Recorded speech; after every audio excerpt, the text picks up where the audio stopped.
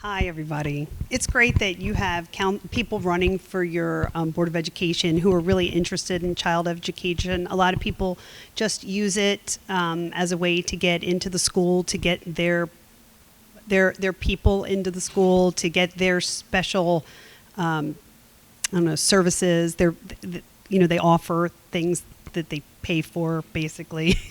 So they get their own business into the school doing something like if they're, but in general, it's really great to have people who are really concerned about education.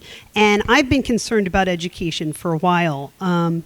People don't know this who read my Substack, but I actually started this whole thing being an advocate for my child when my daughter started the first grade. And I would send her into school, so we would do math facts all summer long. And in first grade, she could add and subtract before she even walked in the door. And then she took the MAPS test, and she was advanced. And then by January, she was behind. And I said, why is my child getting dumber as she's sitting in school? I don't understand. And I always tell my kids, the mathematician's daughter can't do bad in school, in math. Like, I don't care what you get in history. My son just got last year in honors algebra 2. He got and in chemistry, he took some really hard classes, and he got all above a 95. And then in history, he got an 82, and I did not care. It's fine. You passed. Move along. So I started seeing some of the things in school, and this is part of my presentation today, because you want to know why New Jersey schools aren't doing well. Even though we're told that they're doing a great job, they really are not. And I know exactly why, because these things started happening 15 years ago, or even more, actually, before I even got involved 15 years ago. This stuff started happening way before that. So I'm starting off with academic rigor. I mean, that's why we send our kids to school, right? I mean, this is the whole purpose, is they can come out. When you come out of school, you should be able to do math and write something. Like, that's basically what you need from your education. So, but you need to know what predicts educational success. So a lot of times, in a lot of families, income, really, when you're going to predict, so I'm a statistician also. I do statistical analysis on population health data, and I've done a lot of children's data. And the thing that will predict success when you look at all the different factors is really income. That is basically the truth, because families can afford tutors, they can afford technology in their homes, and they have reliable internet, because the kids are forced to do a lot of their homework online. So that's what's a major factor. And another major factor is parental education, because parents who went to school can help them with their homework. Parents who have gone further on can help their kids succeed, can give their children supplemental things.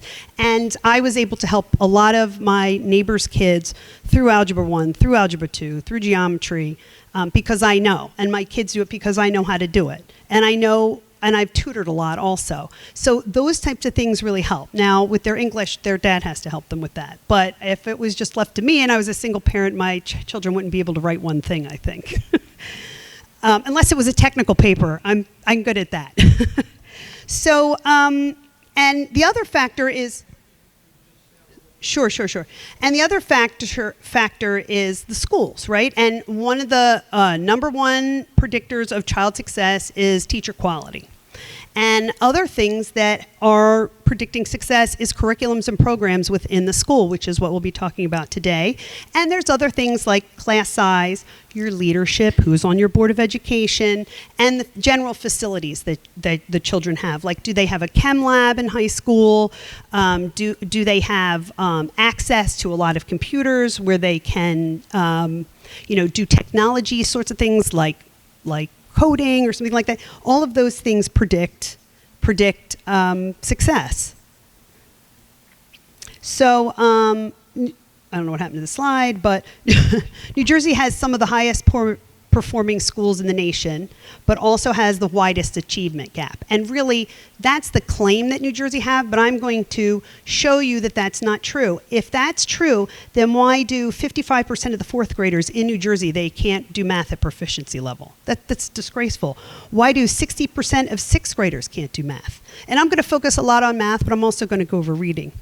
And what's really frightening is 56% of the test takers, only 56% demonstrated college readiness. That's once they get out of high school. So if you're not ready in 4th and 6th grade, you're not going to make it through high school. You're not going to get to college. You're going to have to take remedial classes.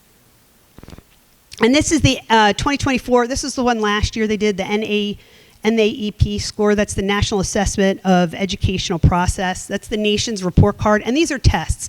Now, they'll tell you over and over again that New Jersey is number one in education, but they have other factors in there that really don't apply to the scores. And really, what we really need, the only really measure of aptitude that we have to look at the schools are the actual test scores. Now, I don't particularly like using test scores to assess individual students because that's that existence in time. They did bad on that test. They were itchy. They heard a noise. They heard a dog barking. Who knows? They didn't do well on that test. But when you're looking at overall on average what students do, that really attests to what the state's doing in education and what the kids.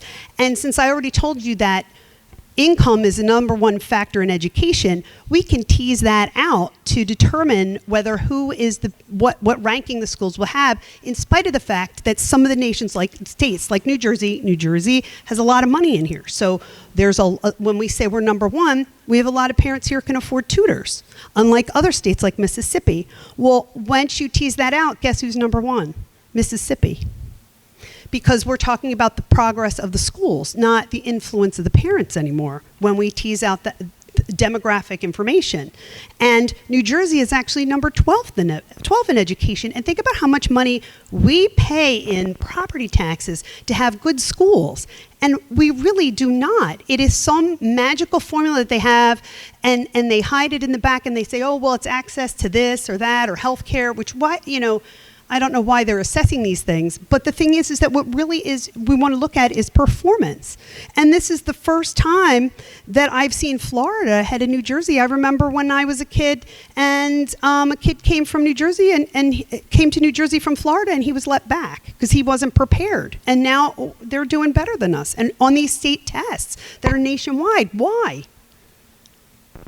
And in your own school, it all starts with elementary education, right? We all start at the beginning. You have to learn things in elementary school, like I said, particularly in math, because if you don't learn it in elementary school and you don't learn the things you need to know, you're never going to hit. And this is from a website called Wake Up Call New Jersey. They are also really big in education. They don't know I exist, but I took stuff on their website, so I feel as though I have to mention them.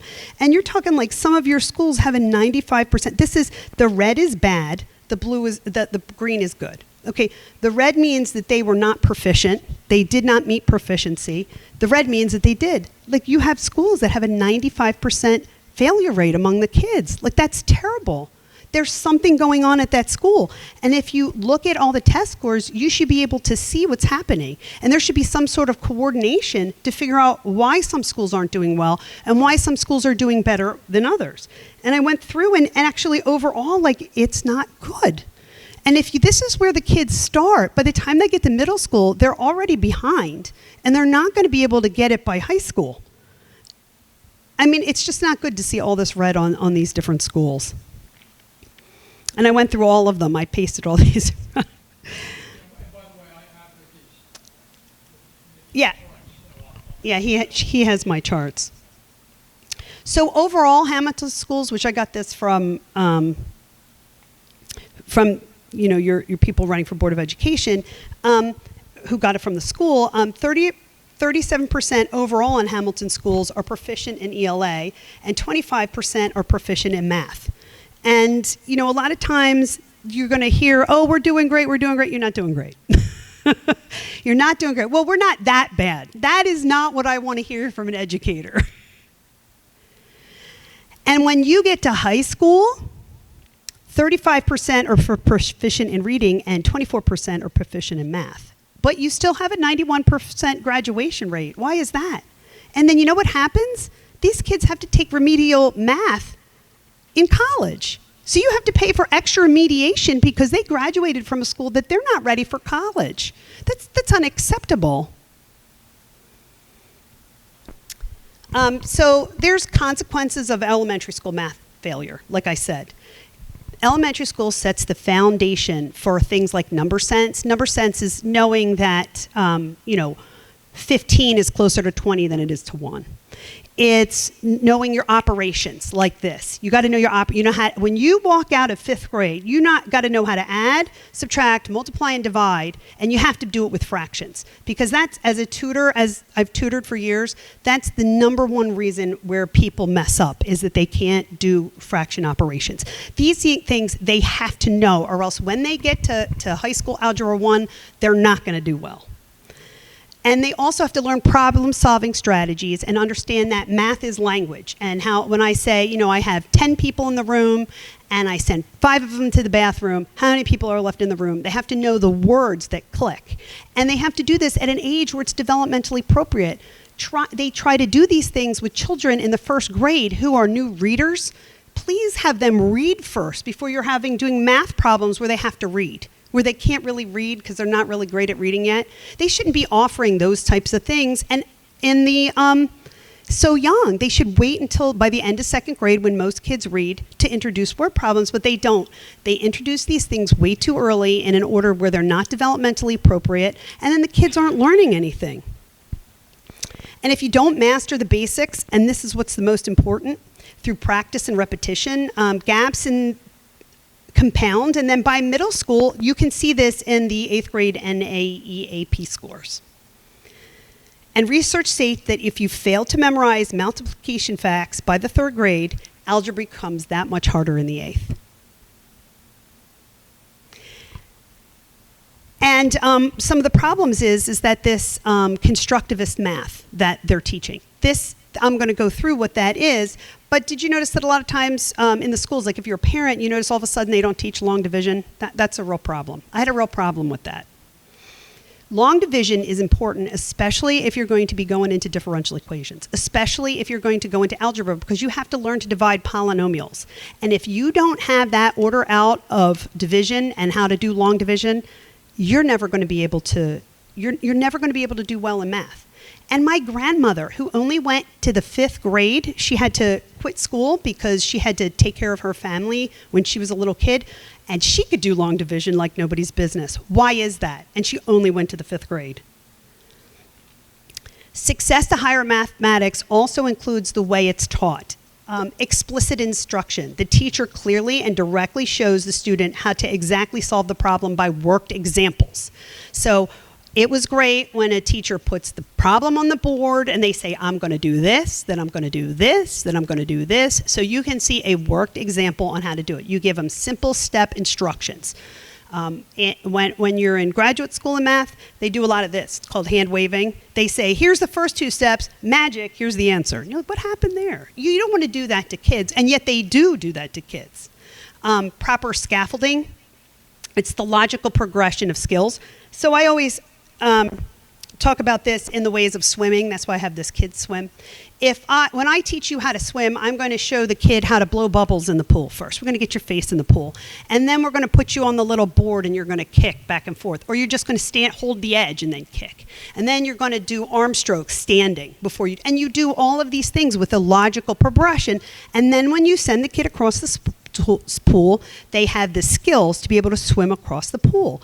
A lot of times, the way they're teaching now is that they push the kid in the pool, and then the kid makes it to the other side, and they're like, yay, you figured out how to swim. No, they just didn't drown. That's what they did. Okay, they did not learn proper technique, which is learning your basics. They did not learn anything that they needed to learn to actually get themselves across the pool, and they're not going to be able to read. And they're going to be terrified of it. They're going to be terrified of mathematics if you have a poorly scaffolded program, just like if you shove them in the pool. Practice and repetition, which is something that I have fought for years, because you have to have automaticity of skills, which means you have to know your math facts like this.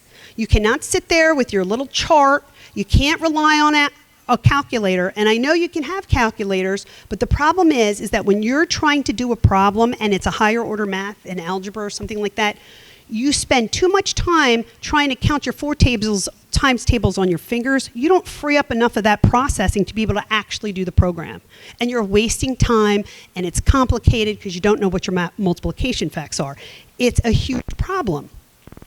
You have to have these math facts down because you have to have higher order thinking. It helps you with higher order thinking in math. And just like when you play the piano, like the best piano players, they do scales up and back and up and back and up and back and up and back in all the different keys so that they know when they go to play and they stick their fingers on they're ready to do it. They're ready to play the music. And a lot of times in the schools, they're not doing that. They don't do math fact sheets. They don't do drills. When my daughter wasn't doing well in the first grade and I asked the teacher, well, maybe she could benefit from drills in school. She laughed at me and she said, we don't do that anymore. And I thought, what? How could you not do that anymore? That's insane. But, they do new age education, and that's what happens. And then children should not move on until they've mastered a topic. And there's a big problem with pushing kids along to the next grade when they're not ready to go. Because you need to be able to, and especially with math and with reading, you have to have a familiarity about it. And you can't move on unless you've actually learned the last thing because it progresses to the next thing and then progresses to the next thing. So if you have a gap, you're skipping. It's a huge problem. And fact fluency is non-negotiable. But over the past 2 decades, many New Jersey districts have moved away from mastery, repetition, and explicit instruction to do a more conceptual or discovery learning, and it's a fad-style curricula. One of the ways they do this, which was an example in middle school that one of the parents was explained to me, was that they had the kids have all these different circles and they had to measure them. And they were measuring all these different circles and they were comparing them and they were writing all these calculations down. But they were just really measuring circles and getting the idea and then looking at the ratios of these circles. And then it was the end of class and they're like, okay, you're done. And the kids go home and then they have to know how to find the circumference and the area of a circle. Well, you didn't teach them that. You just taught them what pi was and that there's ratios, there's a special ratio between the circles when you look at the radius to the circumference. You did not teach them how to do the problem that they needed to do. And they come up with these ideas that you have to discover it because it creates conceptual understanding.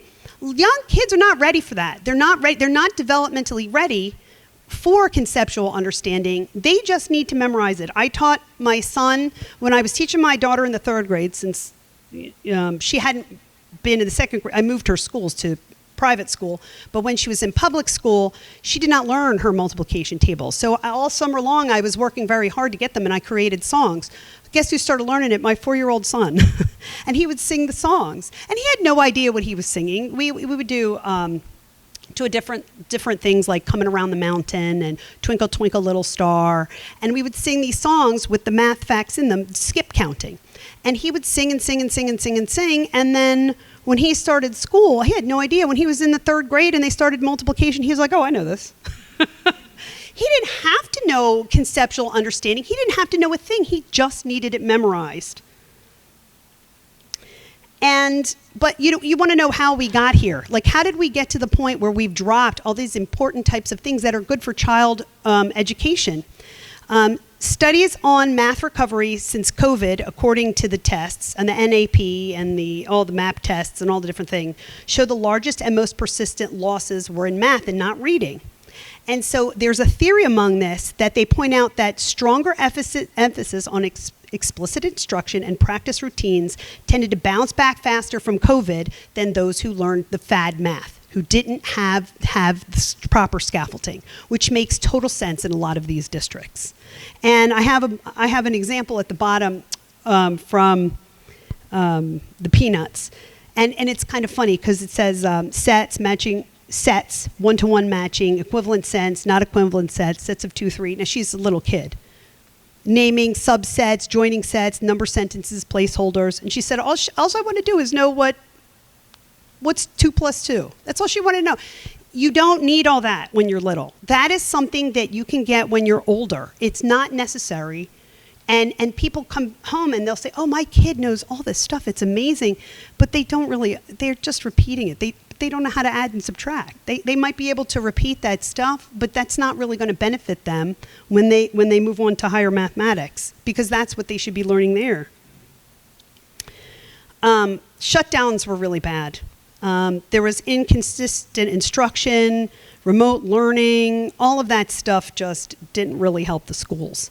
The teachers weren't prepared to teach Zoom classes. They did all this stuff in class and they had to scramble to figure out how to do it.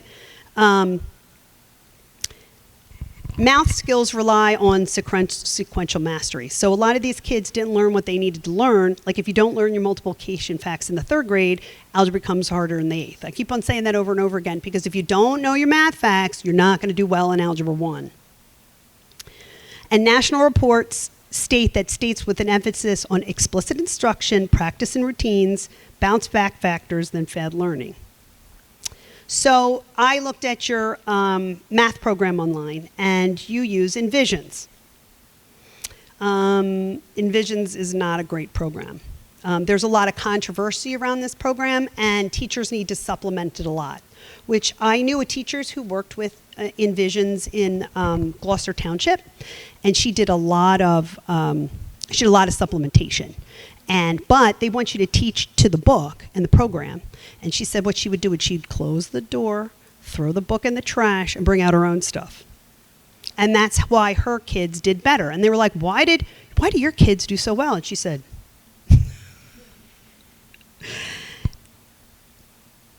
weak scaffolding. Like I said, the scaffolding, like the swimming, they have to have a natural progression. And they make big, huge jumps from subject to subject without any support on how you got there. That's going to be really tough for children. And then there's a huge mismatch between the homework and the assessment. So if you're a parent and your kid comes home and they go to do the homework and they're like, I don't know how to do this. And you're looking at it like, never even seen this before, because they come up with new fad math programs. And your kid never saw it because that's not what they did in the classroom. And this program's supposed to make it easier for teachers, not harder.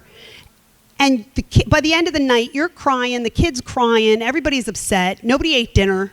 You spent 2 hours on something that should have taken 5 minutes because they didn't learn it and you didn't even know what was going on, because that's not the way you learned in school. And I have to tell you that it is important to teach the most efficient algorithms first. Kids should always learn that first.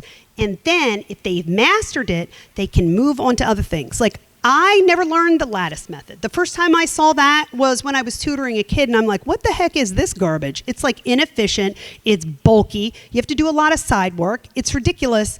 And they use that because that's what they teach in school. And then they teach them so many different types of ways to solve a problem that the kids get confused and they start straddling between this one and that one and the other one. And then they never are, and they say, well, you can pick whatever one you like. Just give them the most efficient one. And then let that be the one that they pick. And then if they like all these really labor-intensive ones, let them do that let the more advanced kids who are bored from doing the drills and repetition, give it to them, because that will benefit them in the classroom. But don't do this to the kids who were maybe a little bit younger in the class or maybe a little bit not as good as math. You want to make sure that they have the facts down. So I was a part of the math wars, not in the 1990s, but I was a part of the math wars in the mid-2000s because of what my daughter was going through in school.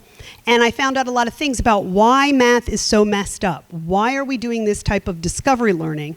And the thing is that in the 1990s, the National Council of Teachers of Mathematics wanted reform. They wanted to reform it.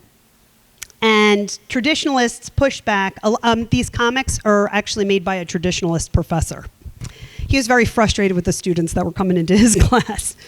They pushed back, saying that students were leaving skills without basic math, which is really all you need to learn in elementary school. States and districts often swung back and forth, adopting and then abandoning curricula, leading to instability and inconsistent results. The fight intensified when the NAPA, that test that I showed you, became mandatory, because then you could see that the fad math programs were not working. And you can see that from the scores. What am I talking about? What is fad math? There's traditional math, which you will know, which is emphasize practice, repetition, and procedural fluency. I'm pretty sure everybody in here had that, right? You all had to sit there and do the drills. This is not new to you.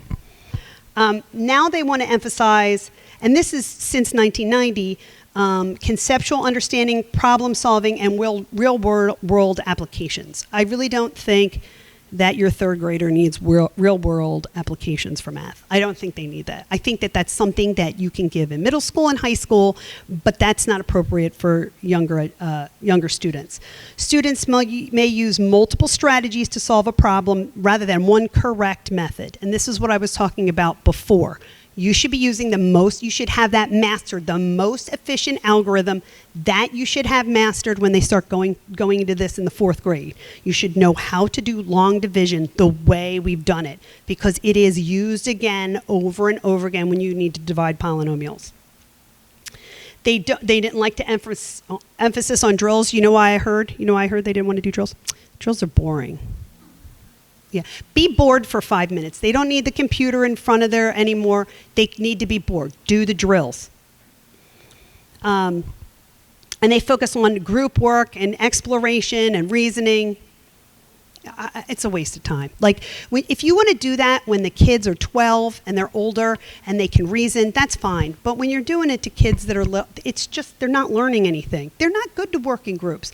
I mean, when my daughter sat in a group, it was like chaos. The stuff I heard that she came home, they did no work. They socialized and kibitzed. You know, they're little kids. They can't, you do it when they're old enough to do it. And advocates for, obviously I'm a traditionalist, and I think it builds a strong, solid foundation, prevents skill gaps, which is really important, that you have to make sure that every piece is taught, and supports advanced math readiness. And advocates for the constructivists think that they want the kids to think like mathematicians. I can tell you they're not going to think like mathematicians. They don't.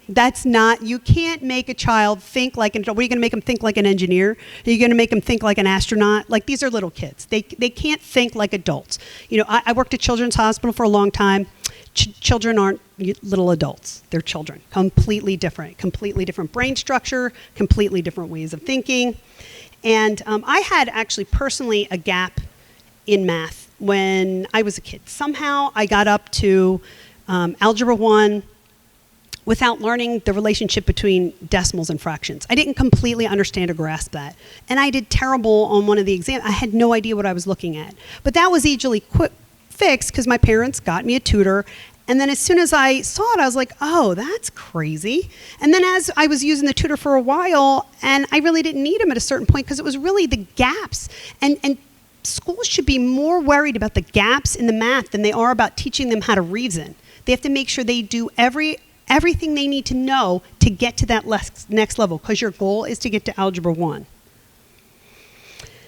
Now, these are 2 jokes by the fuzzy maths and constructivists, and the first joke is, who you want direct instruction, right? Like, you want me, if I'm going to show you how to build a house, you want me to have, or a shed, you want me to have the instructions step by step by step. You don't want me to throw all the stuff at you and say, here, you figure it out, right? It's not. So that's why tutors, you're never going to want tutors for constructivist math, because who would want to learn? Why would you pay a tutor to do that?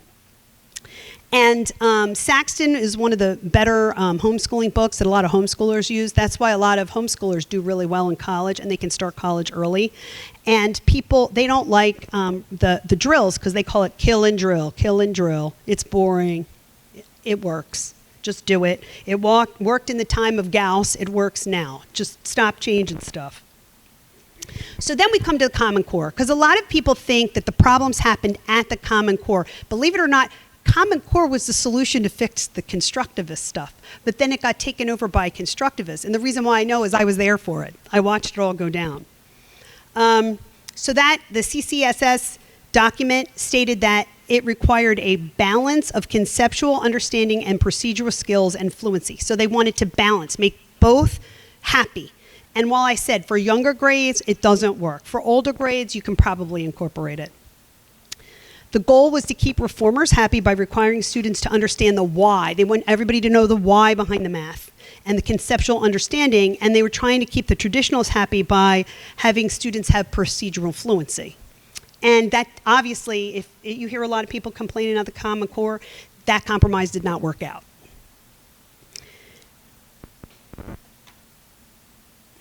So just for math, in the beginning, in the 90s before the 90s we had a sturdy foundation in mathematics, and then the innovators tried to innovate it and make it better, and we ended up with the NCTM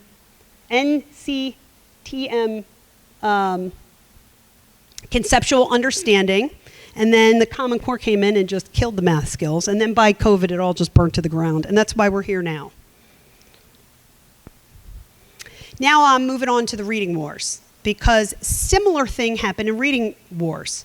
There's whole language and balanced literacy and phonics. And you can use a balance of both.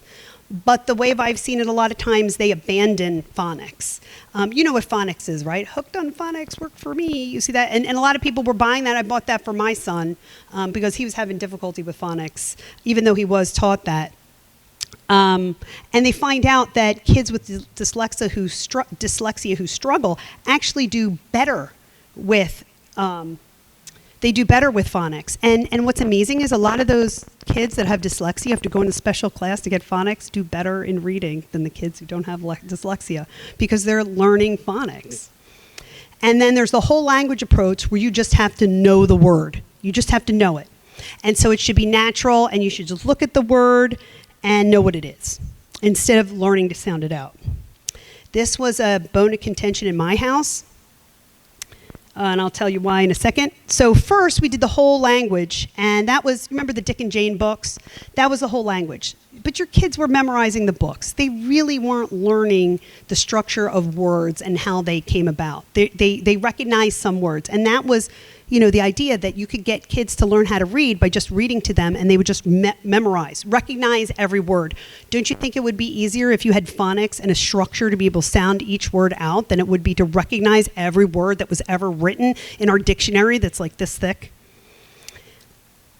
In the 1800s, it was popular, and then it was Dick and Jane, and then this Kenneth Goodman defined reading as a psycholinguistic guessing game, so that you could, instead of learning phonics, you could just use the grammar and context clues to decode the words. And then that became super popular for kids. And in the 1980s and 1990s, that was what was adopted. And guess what? I did not have phonics. So it was really hard for me to help my kids learn phonics. And I was one of the people they did the fad reading on, and it left a generation of kids who hate reading. I don't particularly enjoy reading for pleasure. I read a lot, I write a lot, but I don't particularly like it. I'm terrible at sounding out words, and I can't spell. And people always tell me that. You can't spell. I said, well, I didn't learn phonics, so I cannot spell. And there was a lot of, when you have a disconnect between the way the parents learn and the way the kid learn, you cause a lot of stress in the home. My parents are like, sound it out. Why can't you sound it out? And I'm like, I don't even know what you're talking about. And they're like, what's the sound of this word? And I'm like, I have no idea what you're talking about. And we would have fights over this, and it would cause major blow-ups in my house. And then when I had kids, I wanted to make sure that I understood what they were learning in school, because my parents did not know, so that we would not have the same type of fights. The Common Core, again, wants to do a compromise. They said they include their reading foundational skills, explicitly lists requirements for phonological awareness and phonics and word recognition. So they try to combine it and do both. And they tell you that you have to do instruction on letter sounds and correspondence and decoding. So you have to do all the things, which may make sense because they were heavily influenced by the National Reading Panel report, which affirmed that explicit, systematic phonics instruction is an essential component to reading instruction. But unfortunately, there was a compromise, and we didn't get the phonics like we should have, because they try to do balanced literacy. They want to do them the same. And I'm not really a reading person, so I don't know the amount of phonics that you need. You would need somebody who specializes in that. I know what you need in math to do math. I can't help you with your English. But I do know the deficit that I've had not learning phonics, and I know that it's really important. And I could see that when my daughter started public school, they started using the 3 cueing system. Like you look at the picture that you gave you, and then you check the first letter, and then you make a guess and see if it makes sense. I did not agree with that as she was reading. I said, that's the most ridiculous thing I ever heard. If you need pictures to read, you should learn the letters first, just like you should learn multiplication tables and your basic math facts. You should be able to learn the basics of how language works. I mean, they want you to have procedural understanding, right? Wouldn't that be part of procedural understanding, why it's that way? And so they've been so focused on teaching the why that they've skipped over the why in English. And then they have levered readers, which are not phonetically controlled, because that's usually when you get the thing hooked on phonics, it's controlled. So they only have words that match within that set for you to read. And the readers that they have words outside of that. So it makes it really difficult for the kids to be able to read the book, and they have to rely on their sight words. They have to rely on knowing the words by sight. So hopefully I'm seeing this swings towards sanity, because this has been going on a long time. I mean, the English has been going on since the 18th century, and then the math's been going on from the 90s. And I'm hoping that we're now swinging away from progressive education and moving on right into traditional, because especially for K through 8. And you know what's really funny is when they go into algebra, they're getting traditional algebra books. That's the funny part, right? They've redone elementary education, and then they walk in. And the things that when they go into the classroom, they have to know. I mean, if they're in chemistry, I had a chemistry professor tell me, that's why nobody can balance equations. Nobody knows their multiplication tables. He said, I see kids doing their 4 times tables on their fingers. Like, it's not good for science. So then we have another problem in the schools, which is technology. It's a problem and a blessing at the same time. The benefits of learning technology, you have to learn how to use Word. You have to learn spreadsheets. And in spreadsheets, when you get in high school, you can do data analysis, you can do statistics, you can do budgeting. It's an introduction in how databases work. I mean, I love spreadsheets. Actually, my dad brought me home a computer from his job when I was 10, and it was one of the old ones. It was really, really big, and it was black with red letters on it. And it only had a spreadsheet program, and I started playing with it. And I think that's why I became a statistician. It was the only toy I had. That's not true. I had a lot of dolls, but it was not the same thing as this computer. It was amazing when I was younger. Students need to learn typing as a practical skill.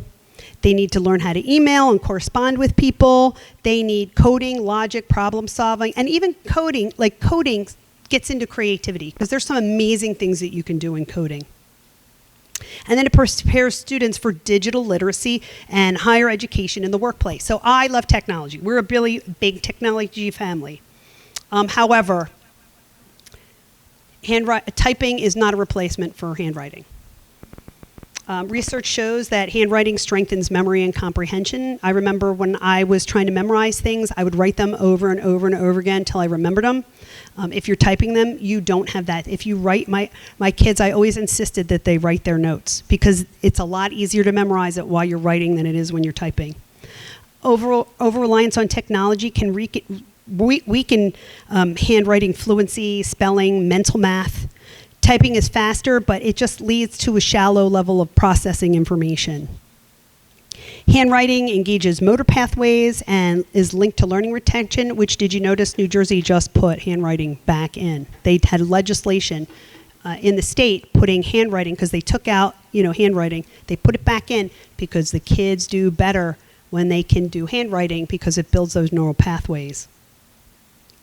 And they do need to learn typing as a practical skill, no doubt. My dad insisted that I took typing when I was in high school. I hated it, but that's why I'm a better coder than everybody else, and I'm faster, because I actually know I don't have to look at the keyboard to type. But they still need handwriting. You still need to handwrite, particularly your notes. Now, another problem with the technology in classroom is that we have too much screen time. This was really a problem during COVID. Heavily reliance on screens can reduce deep reading skills, because they skim and click rather than actually read when they're reading for a text, like they're just kind of pressing the button. Screens invite distractions, like there's notifications, and they start switching apps, and then you start I do it. Does anybody else do it? Like I'm on the computer, I'm doing 3 other things while I'm on the computer instead of actually focusing on what I'm doing. This fragmented attention lowers the quality of learning, and students who do that type of multitasking on social media and games do worse on tests because it messes up your ability to concentrate. Extended sitting is bad, like you get yelled at. You're too close to the screen. It's hurting your eyes when you were sitting in front of the TV when you were little, and you're sitting there all day. You don't have good posture. Get outside and go play. We don't do that. The kids play inside on their screen, and screen time also is associated. People will tell you with increased anxiety, depression, low self-esteem, especially if they're on social media, and And even schoolwork keeps kids, that blue light, it keeps kids up at night. It's not really good for sleep. So, they really have to make sure. I don't know how much screen time your school has, but it should really be investigated in. I was not happy when they started giving little kids, kindergartners, iPads. I think that's a terrible idea. Definitely by 4th grade, computers need to be introduced, but I'm not sure about before that. But I'm not an education specialist, but I did homeschool my son for 2 years during COVID, and I skipped him a grade in math. So I know that much. So if you don't like the results of what your school is doing, you need to go to a board and say something. Parents need to go, and a lot of times parents don't go to the school board. And when I saw it, and I was with my daughter, I went to the school board, and I started talking at the school board, and then I found other parents who agreed with me. They would say, well, why is, I can't believe you're giving this presentation. I thought that my kid just didn't do well in the math test because he was lazy. I thought that my kid wasn't didn't know phonics because didn't sound out the word because he was lazy or dumb or not paying attention in class. And they were putting all the blame on the kids instead of on the curriculum. And it's really not the teacher's fault either. It's what the teacher is given to present to the kids. And a lot of time, it's insisted that they strictly adhere to that. And when I went there and I found all the people who would agree with me, and then we started making real change. Unfortunately, I was targeted, and so was my daughter. Though she was doing fine in school, what happened is that I walked in one day, my daughter walked in one day and said, Mom, I'm reading baby books. I don't understand. Because she was like at a 3rd grade level, and then I don't know, the PK, whatever system, and she was back to baby board books. So I went to the teacher and I said, what's going on? My kid's back to reading. And she said, we had a reading assessor come in, and they determined that your daughter needs to go into the pullout for reading. And I said, but she was reading, right? And actually I had her read a 4th grade magazine that I had on the Titanic. I had a magazine, I would get magazines. And she read it fine, and I asked her to read it for me, and I could hear. And then I asked her what it said about the Titanic. And my sister-in-law was with me in the car, and we heard her, and we're like, she's at a 4th grade reading level. Why are they putting her back to 1st grade books? And when I asked the teacher, she said, I said, who made the assessment? She said, they had a specialist come in and assess your kid. I said, who approved that? I said, do you think that she needs to be reading these books? Right? So I know she was targeted. So my daughter, I was like, okay, you want to play? We'll play. Let her go in that pullout. They had this reward system where the kids could win prizes. My kid walked in with a prize every day. Okay, so you want to play with me, you play with my kid, we'll see. Meanwhile, she was reading books at home, and it was just fine. It didn't really hurt her self-esteem. This was in the 2nd grade. But, that got fixed really quick. Who controls the curriculum? The State Board of Education has a New Jersey Learning Standards, and they're pretty flexible, and they come out every five years. Local districts retain the power to write curriculum based on state standards and select specific textbooks and instructional materials. That's how you got Envisions. The curriculum director recommends a book for programs, and usually the board approves it. That's how it works. And they have a curriculum review committee. They normally also involve teachers, and they involve teachers and parents. They really should, because they really have to understand why the current curriculum isn't working, and that's how you change a curriculum. Now, you can go to your board meeting, and they might not want to hear from you. Right? So, Yeah, they don't want to hear from you. They don't care.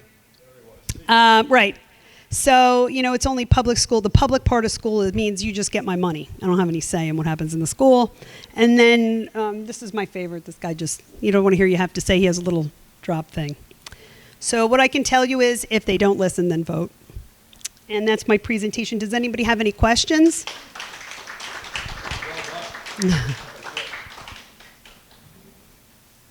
Yeah?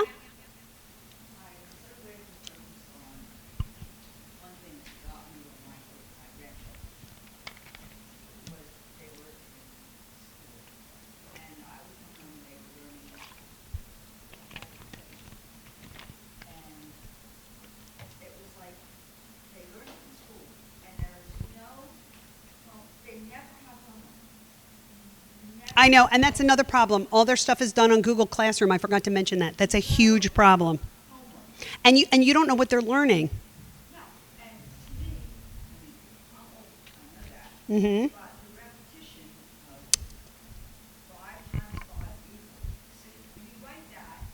Right. Right. Right. Yep.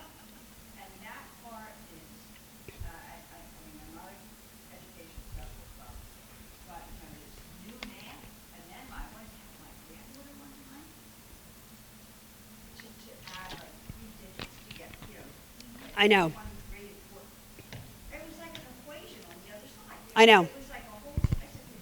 And it's extra, and then it's too much. It's not developmentally appropriate. That's the problem. If you want to give them stuff like that as they move up, but when they're first learning, those extra steps are ridiculous. Actually, and then sometimes even the books, they give them stuff that's developmentally inappropriate. Like my daughter came home with homework. This was in the 2nd grade. And so she's a new reader. And this was like in the middle of the 2nd grade. And it says, Jane puts a penny under her bed every night. And it doubles. And when she wakes up, it doubles. And then she puts them again, and then it doubles. How much money does she have at the end of a week? 2nd grade. That's a multi-step problem. She has to translate that a week is 7 days. There's no way she could do that.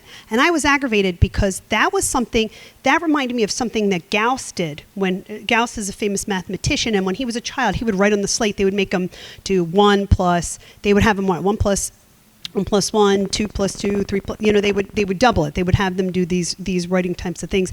And so I derived Gauss's formula like he did in school, and I said it in the teacher, and I said, is this what you wanted?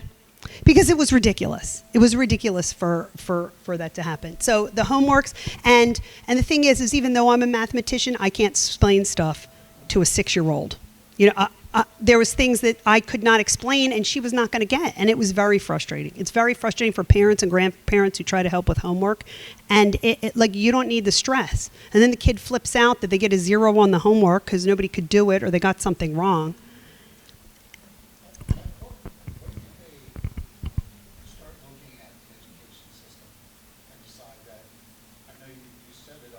Yeah, in math it was 1990, but the reading wars have been going on a long time, and they've been bouncing back and forth. Yep. Yep.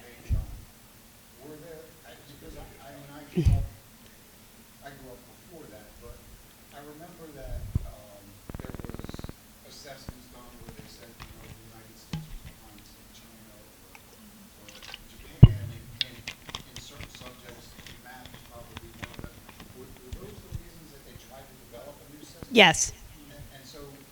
Yes, that's why. So they tried to develop a system that was better, and it actually was worse. Mm-hmm. So it's funny. So they actually were looking at Singapore's system, which actually has one of the most best math. It uses practice and repetition. It does works to mastery, because they're the ones that they looked to was Singapore. And people tried to incorporate it, but it didn't get incorporated. Because what happened is a publisher would take the Singapore method and then bastardize it to something else, so that it was more conceptual, because you have these people who insist about this type of discovery learning, that this is the way to go. And so they end up putting it in, and then you end up something that's not like it. I mean, actually, my daughter wasn't doing great in math or reading when she was in public school before I switched her to private. And was paying Kumon. Kumon does progressive learning, like those learnings. And a lot of people, they send their kids to Kumon and they're like, oh, my kid's a math genius. Not really. They're just learning their math facts. They don't do anything special there. It's the pages are just, you add low numbers. You start easy so that you feel success. So you're doing just 1 + 1, 2 + 1, 3 + 1, and then you move up to, and you guys probably did this, right? Right? And 4 + 1, and that's why you learned 2 and 2 are 4, 4 and 4 are, because then when you get to, 7 and 7, you do all the 2s, right? 7 and 7 is 14, 1 up, 7 and 8, 15, 1 down, 7 and 6, 13. Like you learn those things. They're strategies that you learn. They don't learn that now. And then they're not put to the test where they have to write them out and do them fast. And listen, I'm a slow writer. I was not the first one standing up in the class. Like there was always the boys. They'd be like, put it down. And it's sometimes demoralizing. So then give the kids who were faster harder tests so they don't stand up right away. Like there's a way you can fix it.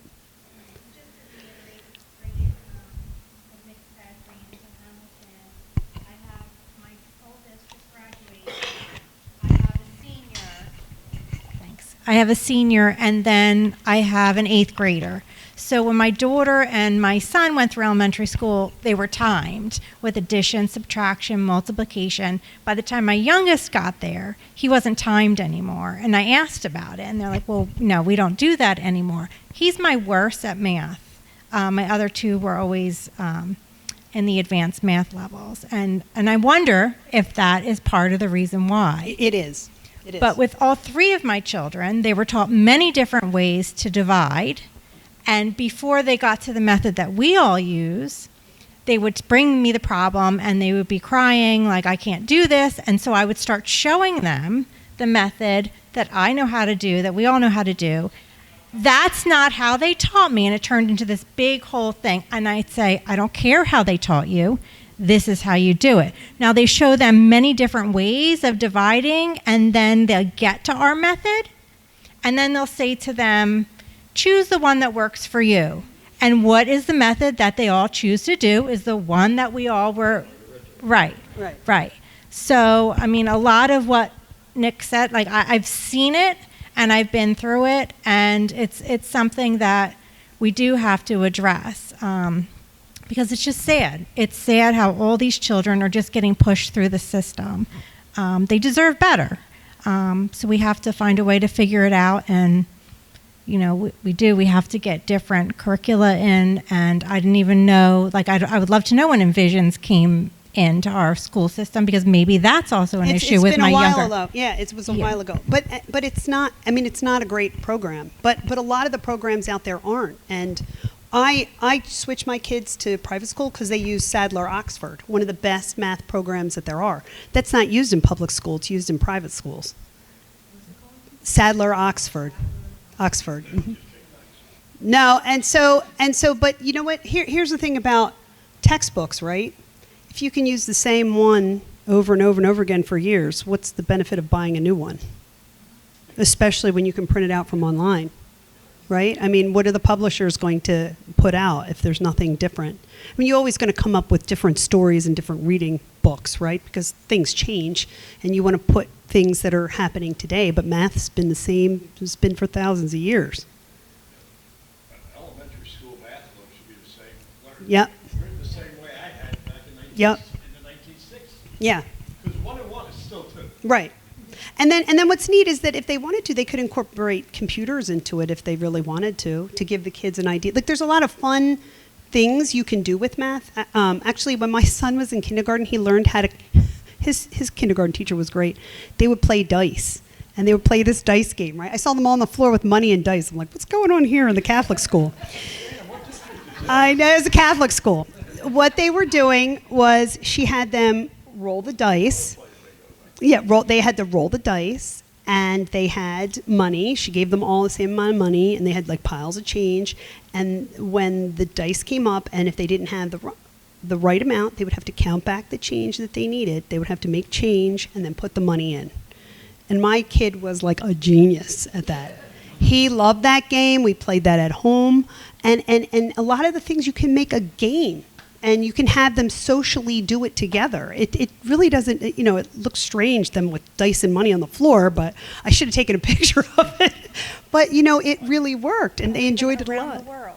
We all played around the world with the flashcards. Who was Yeah. the fastest? Yes, Like, and who was, yes.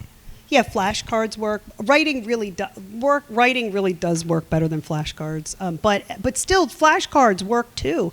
But it's just that if you don't require fluency in math, then you're stuck here. I mean, I was helping a girl with algebra because she was doing bad, and she's doing her 7 times tables on her fingers, and I'm like, oh my God, look, what's going on here? This poor kid, and she wasn't doing well. But then some parents, no, I knew I wasn't going to let that happen to my kid. I'm like, you don't like drills. And then so I ended up at Kumon. So I work with, I'm a statistician. I work with a lot of people from China.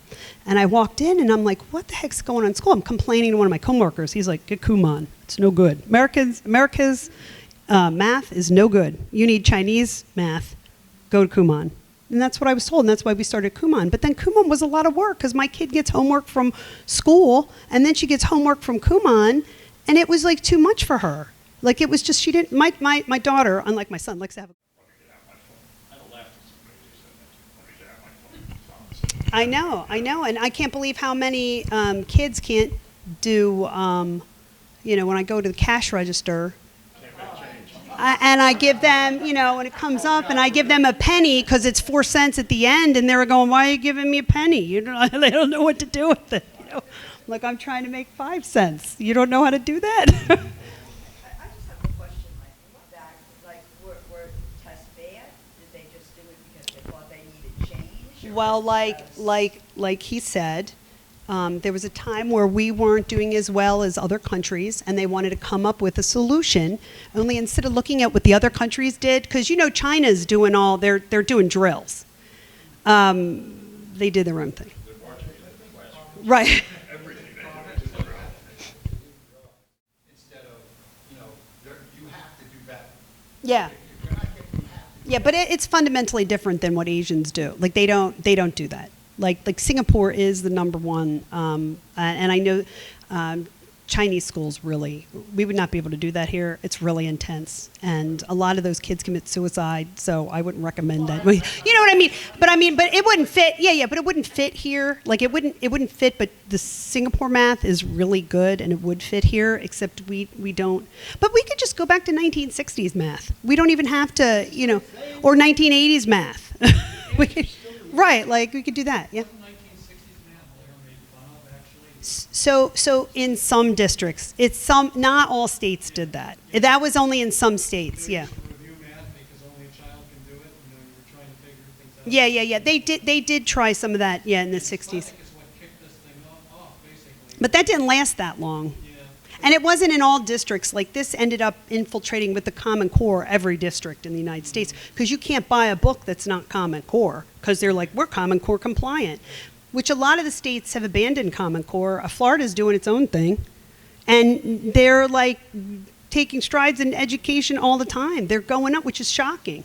When you start to maybe start logically putting it together. Yeah, you start doing, you start doing, you start problems in the fourth, and then in fifth, and you just increase on that. And sometimes they're throwing in, it's good to throw in some algebra, but I've seen some algebra in the 2nd grade, and it doesn't belong there. It just doesn't belong there. But like throwing algebra like in the 5th grade is great. In the 6th grade, it's just, so the Common Core was developed. They developed it for seniors and then pulled it all down to kindergarten, and it doesn't work. And part of the kindergarten curriculum, which I found was really crazy, is that you're supposed to, starting in high school all the way through kindergarten, is you're supposed to review someone else's work, critique it, and take criticism. Do you think a kindergartner or a 1st grader is going to be able to do that? I don't like your cat that you drew because its eyes are crooked. She doesn't like my cat, and then lots of crying. It's not developmentally. They didn't think about these things when they wrote the Common Core. And it really does a disservice to younger kids. And like I said, you're still getting regular algebra, which is crazy, because the kids come in and they're just not prepared because they never learned traditional long division. They had to go through all That's right. And it took a long time to make this change. It took years. It didn't happen overnight. And now we're sitting here and it is trying to go back because there's a lot of teachers starting back drills again. But the teachers have to piece together the curriculum through they have to piece it together and get stuff offline. And they don't have a program that supports them. But that's why you hire teachers, right? You hire them because if the curriculum could teach the kid without the teacher, then what do you need the teacher for? You need the teacher because she has a feel and a style. I mean, that's what it means to be a teacher. I think. She knows which Yeah. every kid processes things differently. And you start to know that, especially when you experience, and you go, I'm not going to do that again because and it doesn't go anywhere and nobody knows how to do it. So I'm going to skip that part. Say is that, like, this thing with math, I got so frustrated with it. That's right. It's very frustrating. Right. So what my sister-in-law did for my nephew, who has Asperger's, she told them he will only use the traditional function. She had that written into his IEP. Yeah. And he's in college now, doing computer programming. So he because it would frustrate him, and he would just end up like a mess. And she couldn't help him, and she couldn't help them with the other stuff. And it's just, they're just like, sometimes I swear when they're talking about equity, they're not talking about raising everybody up. They're talking about putting everybody at the same level, Yeah. right? Yeah. And so then, because when you talk about equity in mathematics, that's not right. You should be pushing everybody up, not making everybody the same. Some kids are better in math. Yeah, it's and just the some way it kids is. are not. You can't do that's just human nature. Some kids will just learn it no matter what the program is. And that's what people say. They go, well, my kid learned and they had the same program. Some kids will just, it wouldn't have mattered what you gave my son. He was very good from the beginning, My daughter, it would have been a different story. If I didn't switch schools, she's in an engineering program now in Daytona. She would not be in an engineering program if... Yeah, she got her math down. Yeah, my son's a professional gambler. Actually, he wants to work on, he's in high school and he wants to work on AI. So I told my kids I don't pay for non-STEM degrees. So if you get a non-STEM degree, you got to figure out how to pay. All right, why don't we take just one more question and then we'll start to wrap things up. Any questions? That's laying out the teachers' lesson plans and all that. Yeah, it's part of their lesson plan. They use it as part of their lesson plans, yeah. So what are we paying the teachers all this money for? Well, they have to rejigger it with all other things that they learned because they know it doesn't work. So a good teacher will supplement. A good teacher will supplement. They cannot follow this program. And what's frustrating is switching schools and having a different program and to figure out what you have to supplement. It would be so much easier if they could just take their skills with them. Back they could use that math book from 1960. Yeah, but they can't.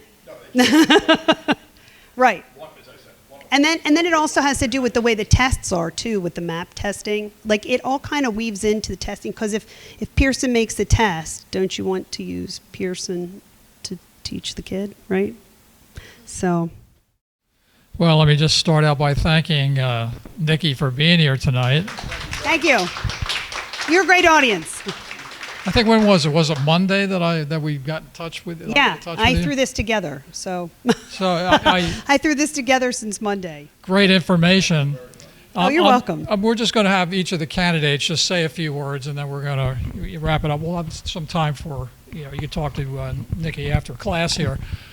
The one thing that I would just talk about is that this is kind of like we always, or at least I've always at the school board meetings repeatedly said, we need to have town hall meetings because you're like painted into a corner with the system that the school board is forced to use when they have a quorum in the room, or they think they're forced to.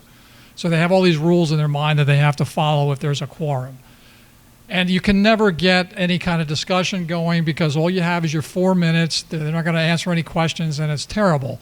It's like living in the Soviet Union, and I can never understand how American citizens sit through these meetings, much less be a board member and sit on the board and conduct meetings like this.